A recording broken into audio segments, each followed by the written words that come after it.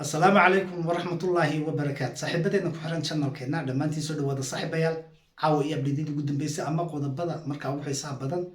iyo video aan rabno inaynu soo qaadano oo ku saabsan dagaalka markaa hadda Muuse Bixi soo wado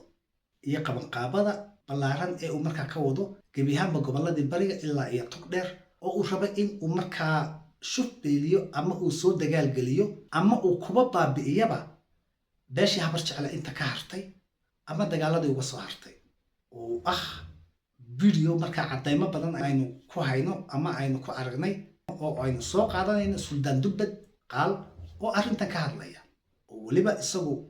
qaababka uu dagaalka u soo galiyay ama reerka uu markaa rabo inuu soo galiyo dagaalka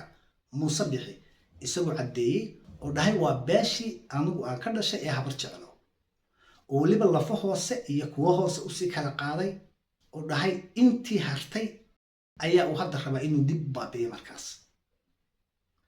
maxaa haddaba reerkii qaabka dagaalka loo gelinayaa ay tahay waxa uu sheegay Suldaan Dubbad in loogu booteeyay reerkii habar jecel haddii aad kulmiye u codeyn weydaan inta idinka soo hartay ee dagaaladii markaa SSC Khaatume lagula jiray ama beesha dhulbaantay aad la gasheen inta idinka soo hartay ayaa markaa hadda dhulbaanta madaxa loo gelin doonaa oo aad baabi'i doontaan marka waxaad ku qasban tihiin in aad dagaalka soo gashaan kulmiyana u codeysaan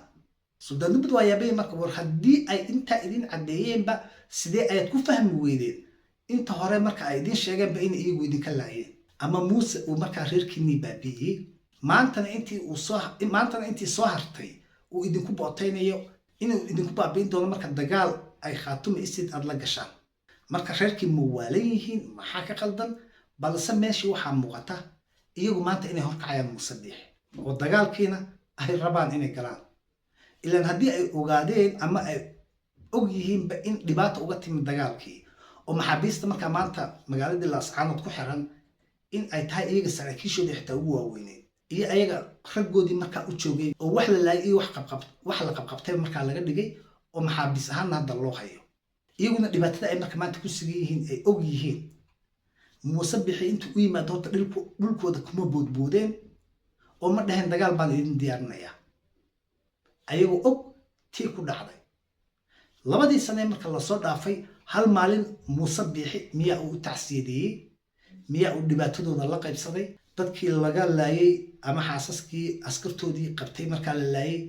ma u barordiiqay wax ma taray waa maya raggoodii xirnaa ee saraakiishu ka mid ahaayeen generaaladu ka mid ahaayeen miyaa uu ka hadlay miyaa uu ka daba tegay waa maya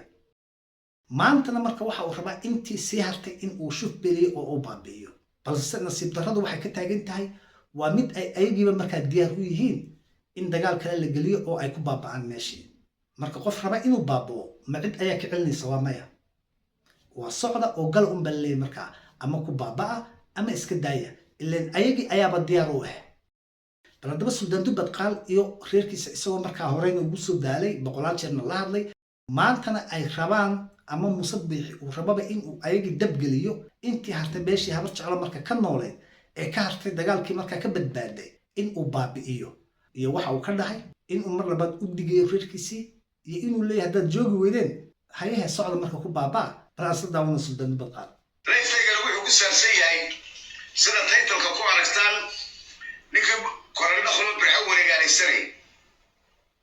iyo mujrim iyo ina diidan ood weyne iyo meeshanu wareegaalaysanaya ninkii mujrimka ahina xaafadii habar jecel ku wareegaalaysanaya isagoo dee wixii dadkan la yidhaahdo wax ma garato ama se cawtal dariiqiinta propagande iyo been ku dee isugu yeedhiyeedhiyo lakaalay odayaalii keenay wuxuu ninkaasi ku andacoonaya oo uu leeyahay baladeer madagayaalow dhegaysta haddii aad wadani doonataan haddii aad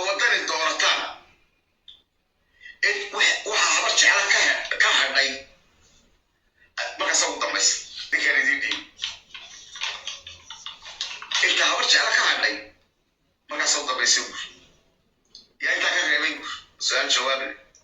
jawaabtaas waxay noqonaysaa intaa beeshii habar jeclo waxaa ka reebay waa muuse biixi balse ayagu maxay u fahmi laayihiin muuse biixi ninkii dabka geliyey ee baabiiyey inuu yahay oo maantana ay diyaar ugu yihiin inay markaa dagaal labaad u galaan oo weliba hadda sida loogu hanjabay aynu maqlaynay ee suldaan dubadna inoogu sheegay oo dhahay haddii aad kulmiye codayn weydaan intii haraagii kasoo hartay markaa nimankii qalasiinta ahaa iyo jamaahiirtii waa ay baaba'ayaan ogaada macnaheedu yahay ama ii codeeya ama dagaal ayaan idin gelinaya oo isaga ama laynaya ama inta uu hawshiisii bilaabo ama shaqadiisii munaafiqnimada ayaa meeshii xabad laga bilaabi doonaa balse reerkan habar jeclo iyagaa jahwareersan waxay u muuqataa markaa iyagu inay dagaalkii diyaar u yihiinba muuse biixina intii u hartay uu markaa shuf beelinayo intaa yaa ka soo reebay ilaa 91 ilaa now yaa kaga soo cararay xamdi habar jeclo yaa reer yoonis iyo cumar galaaftay waxaa la isugu sheekeynaya marka wuxuu la wareegaalaysanayaa ninkaan rarayga ee ninkaan dalbaa ee ku shaqaysanayo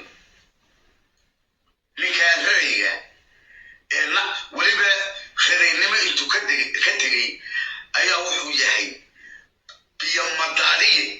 ilaahay baa idinku dhaariyeen ninkaa xitay hadalkii ka gedmanayaan hadli karay ee ay ka taagan tahay maxaan ku idhaahday ay kaga hadli karin ee ninkii uu soo saaray maantana leeyahay musharax baan ee reerkiisi waxaa la tegaya ka warrab garanna isaga bal kuwan uu tegayo yaani ka sii xumaan ninkii sidaa u galay ee raggoodii ka soo cararay ee aan maalin ka hadlin ee maalin barreer dhakada ka saaraya ee aanu aragno oo u sacabinaya yaa wallahi ka sii xun kuwa u sacabinaya inankaahin yaa wallahi ka xun iyo kor waayo waxay arkawadeen bal dhibaato nin geystay oo iyagu ay geysteen oo ilaahayna og yahay ummadduna og tahay afka eedayga kuwa ku hadla may ay og yihiin cidda dhibaatadan dhigtay ayaa dadka doonaya dhakada laga saaro ee la geeyey maxkamadda adduunka magacyadooda ayaa doonaya inay ummad kale dhakada ka saaraan waa waxyaalaha lagaga dhaqmo magaalada hargeysa dembi uu isagu leeyahay war adigu dhakada kaa saaro sida ugu xidho waa dhaqanka munaafaqada weeyaan wax kalena ma yaqaanin marka waxaan leeyahay reer bariga shishe ee ceerigaaba iyo caynaba iyo oogle hadday nimankaasi idiin soo galaan yaanay noqon anu rumaan idiin sheegay waa haddaad dad islaamatihiin oo laydin soomay wey oo in uun dheecaan idinku hadhay nimankii sidaa idiin galay ee gaajiya raadka idinku diray ee idin baabi'iyey ee colaadda idin geliyeen yaa jaandheer idinka dultumanaya iyo dalba idin xulay maxaan kuu sameeyaa seefuha ku jiire maxaan anigu